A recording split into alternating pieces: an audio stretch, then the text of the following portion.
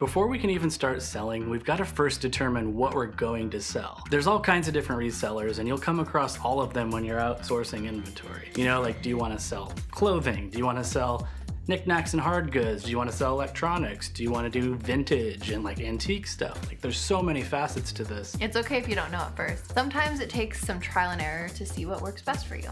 We primarily resell clothing, and we started with what we'd call the lower end stuff.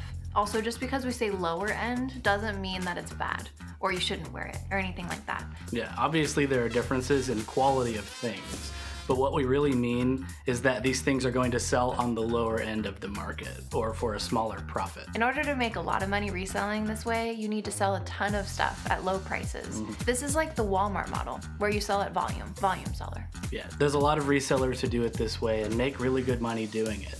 The problem is you need a lot of space to store all of that inventory while you're trying to sell it. Some of these people have like rented warehouses and like storage units for all their stuff. We're not even close to being there yet, so let's not even focus on that at this point. The other popular method is to shoot for the high-end, high-dollar flips. Now, this is definitely where you'll need to have some cash to burn.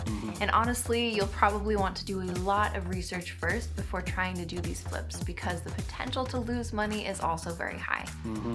This is a high-risk, high-reward version of reselling that we don't recommend for people who are just getting started. Unless you have a bunch of knowledge of the fashion design industry previously and you like really know what you're doing. We do a little bit of both at this point, but mostly focus our attention on the mid-tier level stuff. So this is clothing that's gonna sell in the $50 to $200 range, and we feel we can make at least a $45 profit on.